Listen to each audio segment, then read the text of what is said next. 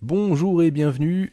Pour le format, je sais pas si c'est une review, une présentation ou une chronique. En tout cas, je voulais vous parler d'un titre que j'ai lu récemment et qui, pour moi, représente une sorte d'idéal de comics de super-héros qu'on a un peu perdu ces dernières années. Je vais vous parler de Thor The Mighty Avenger.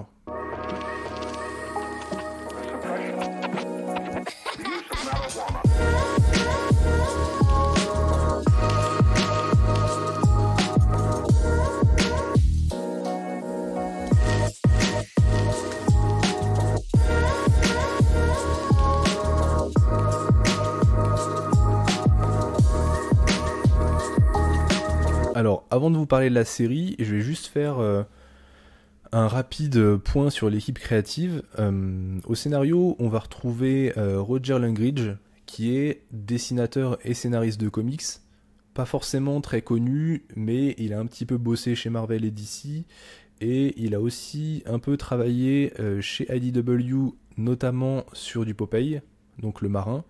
Et chez Boom Studio, il a travaillé sur une série dédiée au Muppet Show. Du côté des dessins, on va retrouver Chris Samnee. Alors, qui ne connaît pas Chris Samnee? Chris Samnee, c'est un dessinateur qui a travaillé chez Marvel, notamment sur du Black Widow ou du Daredevil. Il a aussi travaillé chez Image Comics avec Robert Kirkman sur une série qui s'appelle Firepower. Et plus récemment, chez Oni Press, il a créé son comics Jonah, qu'on peut retrouver en France chez 404 Comics. Alors, pour remettre un peu de contexte, on est en 2010, soit un an avant la sortie du film Thor au cinéma, et Marvel souhaite relancer un peu l'intérêt autour de ce personnage-là en créant plusieurs mini-séries et en les confiant à des équipes créatives différentes. Et cette mini-série comportera au total 8 épisodes, plus un épisode spécial du Free Comic Book Day 2011, avant d'être annulé la même année. Donc, Thor The Mighty Avengers, c'est quoi? On pourrait dire que c'est une sorte de réécriture de la rencontre entre Thor et Jane Foster. Ce qu'il faut savoir, c'est que Jane Foster, dans cet univers, en tout cas dans cette réécriture, dans cette réinterprétation, elle n'est pas infirmière ou médecin, comme on peut souvent la voir dans l'univers classique Marvel. Elle est conservatrice de musée, dans un musée au fin fond de l'Oklahoma. Et dès le début du récit, on va apprendre qu'elle est vraiment spécialisée dans l'histoire et la mythologie nordique. Tiens, tiens, comme c'est bizarre.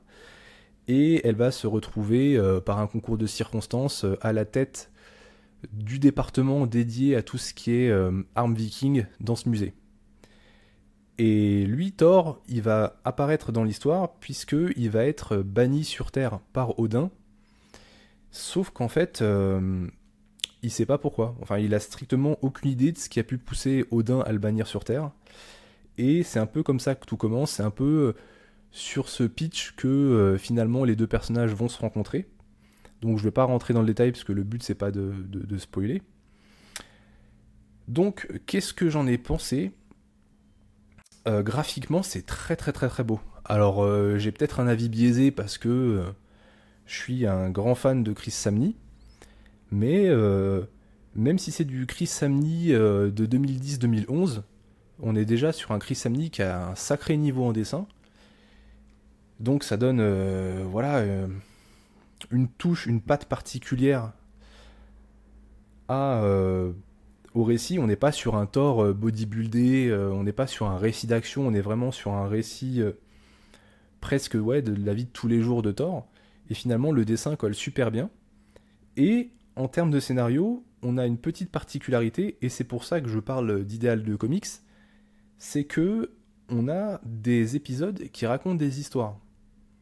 Alors, dit comme ça peut paraître tellement évident, mais aujourd'hui, on a tendance à être sur des constructions d'arcs narratifs en 4-5 épisodes, où il se passe quelque chose dans le premier, puis plus grand chose dans la suite, qui sont juste des épisodes pour vendre du comics finalement, et on a la résolution à la fin, et un retour au statu quo. C'est à peu près comme ça que fonctionnent tous les comics de super-héros aujourd'hui, alors qu'ici, à une exception près, on a vraiment une aventure par épisode. Donc on a Thor qui va combattre des robots, Thor qui va combattre un monstre marin, et en plus, c'est des menaces qui sont vachement Silver Age. Donc ça donne un côté frais et fun. On n'est pas sur quelque chose de très très très sérieux, on n'est pas sur quelque chose de très sombre, au contraire. On est sur quelque chose qui est très dynamique, et qui rend le récit plaisant. Et malgré le fait d'avoir une menace par épisode et beaucoup de choses qui se passent, le scénariste arrive quand même à travailler les relations entre les différents personnages, parce que qui dit Thor, The Mighty Avenger, dit qu'on va voir débarquer une partie du panthéon de la mythologie nordique et certains Avengers. Alors, aussi, ce qu'il y a de beaucoup développé en termes de relations, ça va être la relation entre Jane Foster et Thor, bien entendu. Et quand je dis relation, c'est même début de romance. Alors, c'est pas quelque chose de niais, c'est pas un shoujo version comics.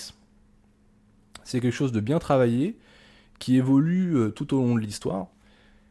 Et voilà, c'est un comics qui est assez plaisant. Alors, on sent quand même quelque part que ça a été annulé parce que on n'a pas nécessairement, ou en tout cas moi je l'ai pas compris ni ressenti, on n'a pas la résolution de l'intégralité des choses qui ont été mises en place dès le début. Mais c'est pas gênant, puisque on va lire des épisodes qui vont nous raconter des histoires et qui vont nous divertir, où Thor va jouer au super-héros, ce qui est un peu ce qu'on lui demande finalement, et on ressent pas de gêne de pas avoir toutes les réponses à tout ce qui a été lancé. Et en ça, je trouve que c'est un très bon comics, qu'il est sous-coté, et voilà, il est quand même super divertissant.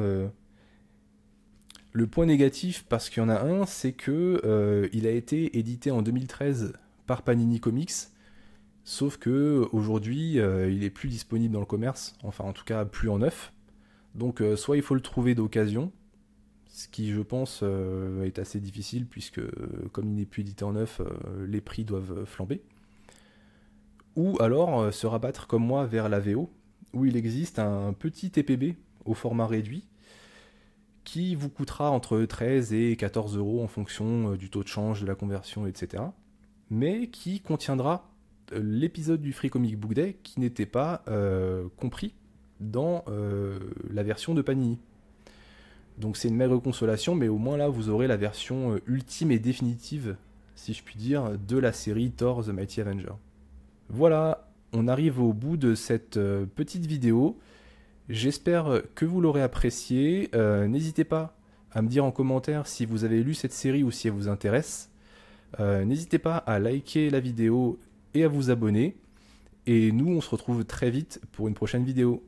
Salut!